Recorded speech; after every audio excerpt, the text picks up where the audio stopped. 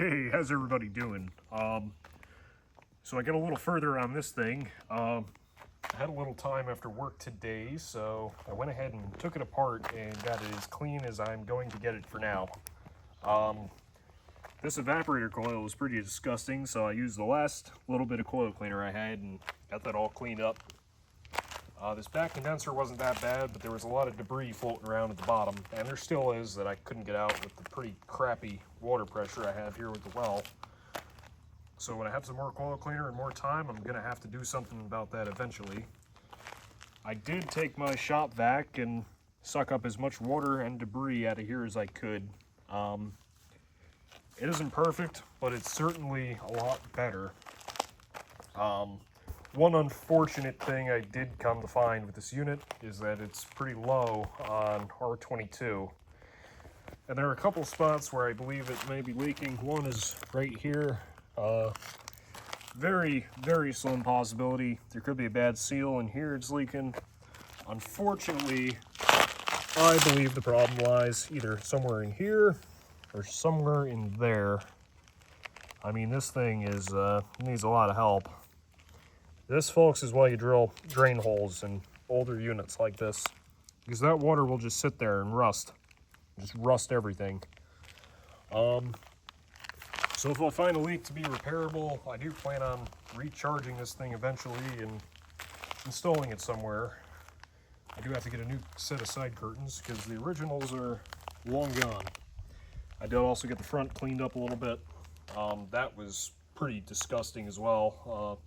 I mean, all the dirt on there was pretty much acting as a filter. So here's a data plate for anybody interested to see that. This is a 6000 BTU, model number 6JJ9W-B. There's your serial number. Somebody I know suggested this could be from 1982, and I believe you, sir, are correct. If you look at that capacitor, and surprisingly, that capacitor is in pretty good shape. I don't see it bulge or anything. I didn't check it with a meter or anything yet. Seems to start up just fine. I mean, it's not going to start very well on this extension cord, but we'll go ahead and give it a whirl. We'll start on low cool so you guys can hear this cool. It's a Tecumseh reciprocating compressor.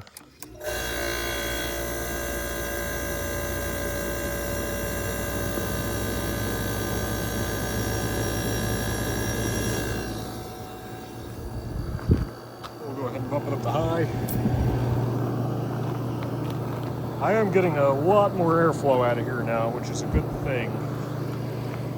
But inadvertently, I'm getting a worse temperature split than I was when that was plugged, obviously.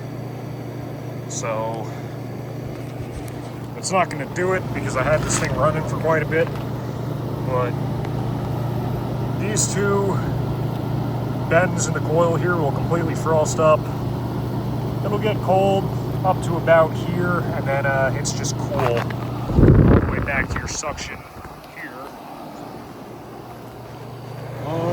We're actually getting some pretty good heat dissipation off the back, but right about here is where it starts to get kind of ambient temperature. And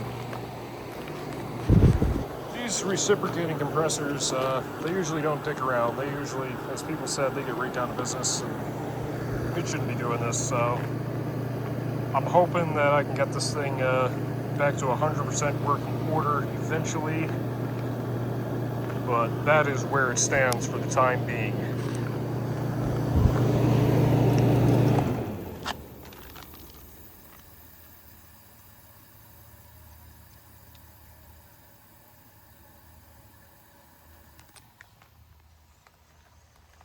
So yeah, that is basically the current standings of this unit. If anybody has any input, please feel free to reach out.